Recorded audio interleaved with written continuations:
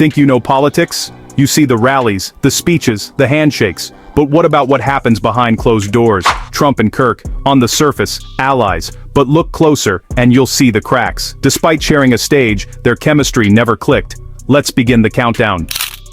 Number 10. The influence gap. Trump was a global brand, his name on buildings, TV, everywhere. When he entered politics, he became a phenomenon, commanding the world's attention with a single tweet. Charlie Kirk, meanwhile, built Turning Point USA, mobilizing young conservatives. But compared to Trump, Kirk's influence was small, a big fish in a small pond, while Trump was the ocean. Kirk often presented himself as a partner in the MAGA movement, but Trump, obsessed with hierarchy, saw him as an asset, not a co-star.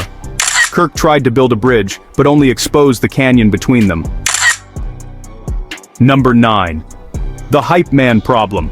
Kirk was Trump's loudest cheerleader, but his praise often went overboard, making every policy historic and every speech the greatest ever.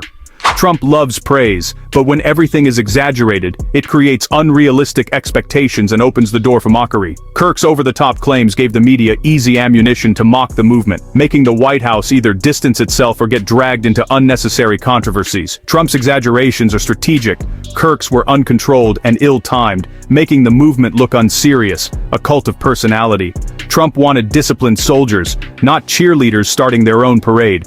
Kirk's enthusiasm often backfired, making him a liability. Number 8. The race to tweet. Trump changed political communication with Twitter, timing every message for maximum impact. He expected everyone to follow his lead, but Kirk, a social media master, often jumped the gun. Before Trump's team could respond, Kirk was already online, defining the narrative. This disrupted Trump's control. He wanted to set the tone, not react. Kirk's impatience made the movement look fragmented, with competing voices. Trump wanted unity, not competition. Number 7. Unwanted advice. Trump trusts a tiny inner circle. Everyone else is expected to listen, not advise.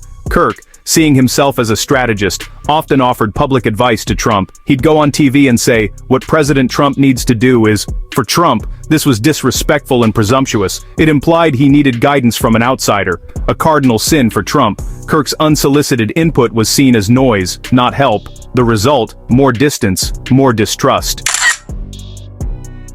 Number 6. Youth pressure. Kirk's superpower was his connection to young conservatives, an army Trump needed, but Kirk used this base as leverage, launching campaigns to pressure the White House and push Trump in certain directions. To Trump, this felt like manipulation, not genuine support. He wants to make decisions on his own terms. Kirk's tactics made Trump feel boxed in, cave to pressure, or risk losing youth support. When Kirk used the youth movement as leverage, it crossed a line for Trump. Number 5.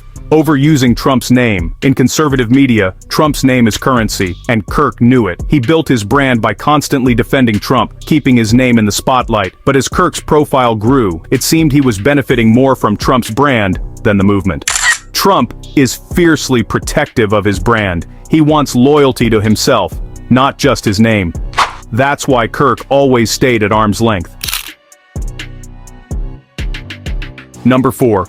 Loyalty intensity mismatch. For Trump, loyalty is absolute. No middle ground, no nuance. He wants soldiers who defend him, no matter what. Trump surrounds himself with people who show unwavering support, especially when things get tough. Kirk was loyal to the movement, but not always at the fever pitch Trump demanded. When controversies hit, Kirk sometimes focused on policy, not personality. To Trump, this was betrayal. He wanted allies to fight his personal battles, not just policy wars. Kirk's occasional neutrality was seen as weakness or disloyalty. Trump's loyalty standard is nearly impossible to meet. Kirk drew lines. Trump expects none. That mismatch kept Kirk outside the inner circle. Number 3. Strategy collisions. Trump's campaign is top-down, personality-driven, and tightly controlled. Kirk's Turning Point USA is grassroots, independent, and focused on youth mobilization. In theory, these strategies should complement each other. Kirk's team had its own agenda, donors, and priorities. Sometimes, TPUSA focused on demographics the Trump campaign didn't prioritize. This created coordination headaches and frustration.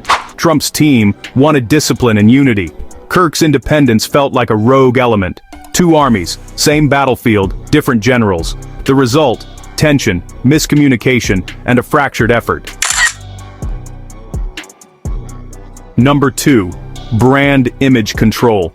Trump's entire career is built on fiercely protecting his brand. Now, the MAGA brand. Kirk and T-Pusa were supposed to be loyal brand ambassadors, but Kirk was building his own brand, sometimes clashing with Trump's messaging and priorities.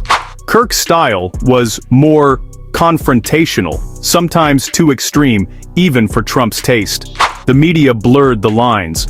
Kirk's controversies often reflected back on Trump. Kirk's messaging sometimes narrowed the movement's appeal, making it harder for Trump to reach a broader audience. Trump wants to be the strong leader for all, not just a niche group. Kirk's independent messaging disrupted Trump's carefully crafted image and brand control. Trump wants to define his brand. Kirk kept creating unauthorized extensions, causing tension. That disruption was a major source of disconnect between them. Number 1. The trust gap. In Trump's world, insiders are family and a select few loyalists. Everyone else, no matter how supportive, is on the outside. Trump never saw Kirk as part of the inner circle. All the other issues, power, advice, brand, stem from this lack of trust. Trump saw Kirk as ambitious, building his own empire, not a disciple. Kirk was useful, but never truly loyal to Trump the man. This trust gap was unbridgeable. That's why they never truly clicked. So, there you have it. 10 layers of a political relationship far more complicated than it appeared. The Trump-Kirk story shows that policy alignment is just one part of the equation. The real battles are fought in the shadows: personality, ego, and influence.